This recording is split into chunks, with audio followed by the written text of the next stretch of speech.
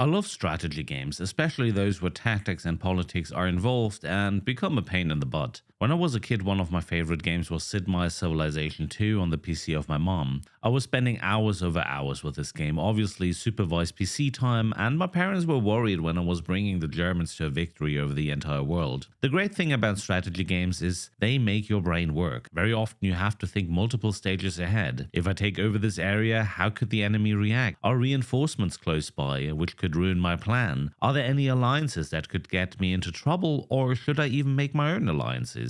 Later, obviously, Command and Conquer and even Hearts of Iron were my choice of game, even though Hearts of Iron was another tier when it comes to complexity. I become very excited when I got offered Realpolitiks 3, a strategy game which reminds a little bit of Hearts of Iron indeed, at least from the looks, developed by Jujubee and published by Fulcrum. So, a little disclaimer here, I got the key for free, but as always, I'm independent in my judgment.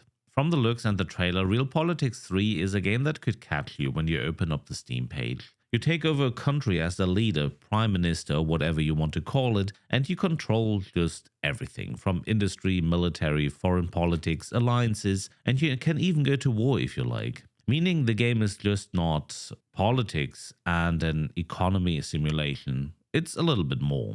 Imagine reforming Denmark into a military dictatorship and global superpower and being the first on a space race. This is totally possible in Realpolitiks 3 if you play it right.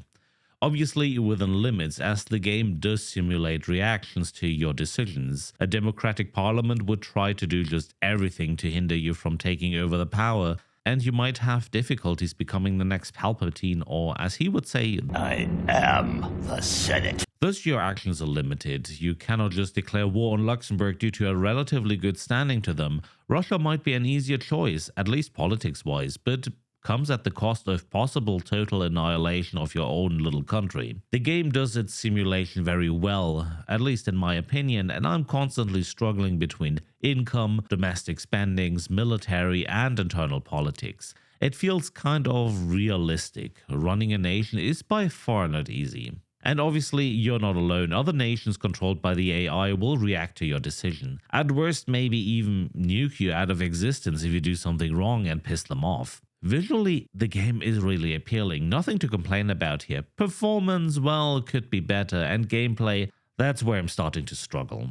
As said, I'm not against complex strategy games and simulations, I find them great. You need to think about what you are doing, and I love that. However, every game as complex, like Hearts of Iron for example, and now in this case Realpolitiks, needs an introduction on what you have to do. How do you maneuver the different aspects of your nations? How do you influence local politics? How would foreign politics work? Industry and military. I'm not saying show me every single step, but the basics needs to be explained. In the meantime, the tutorial is a few windows ending with you have an army which you can move, period. That's basically it. Sadly, that is not enough, and I'm again saying don't pull everything out of my nose, but explain the basics of the gameplay to me, please. When playing a new game and preparing a recording for my channel, I usually try to step into the boots of a new player, maybe someone that is fresh and never heard of the game before, but the game is sadly frustrating at this point. So leading back to my initial point, strategy games are great to have that thing between your ears working. Though to be able to think about the tactics, you need to understand what your options are in the first place. Apart from that, Realpolitiks 3 needs a lot of fixing, and as the game is still in early access, exactly this is hopefully going to happen.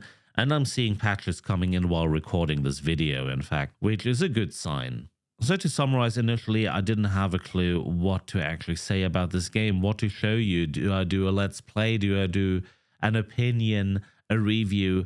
I cannot tell you. If it comes to ratings, sadly Steam would only allow you a negative or positive rating, and I think that's a bit unfair for Realpolitiks 3, because I would rather love to give, you know, like a mixed rating and give them some room for improvement and the benefit of the doubt. I think fixing bugs and a clearer gameplay, maybe a better tutorial, would really benefit Realpolitiks 3. Maybe after all, I'm just too dumb for the game. Who knows? You can tell me in the comments how wrong I am in my opinion. That's all I have for today. See you on the next one.